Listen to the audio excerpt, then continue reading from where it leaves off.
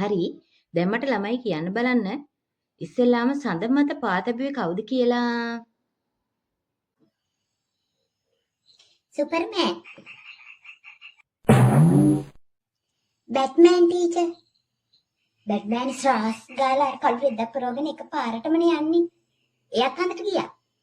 බලන්නකො ටීචර් ඉස්සෙල්ලාම ගියේ බැට්මෑන් සුපර්මෑන්ද කියලා.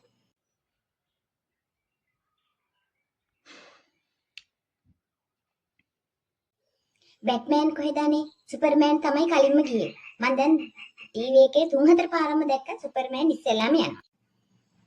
අනේ පිස්සු කියවන්න එපානේ. බැට්මෑන් තමයි. ඔව්. ප්‍රින්සිපල් සර්ද කතා කරන්නේ?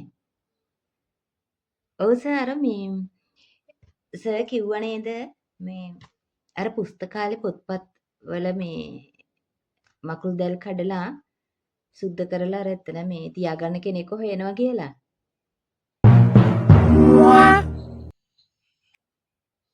අනේ ඔව් සර් උපාධි එකක් නෙමේ 50ක් ගතත් වැඩක් නෑනේ සර් මේ ළමයිට උගන්වන්න බැරි නම්.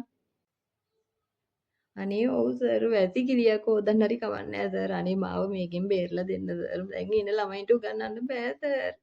මුන්ට ඉගෙනුවොත් මට පිස්සු වැටෙනවා සර් තව ටික දවසකින්.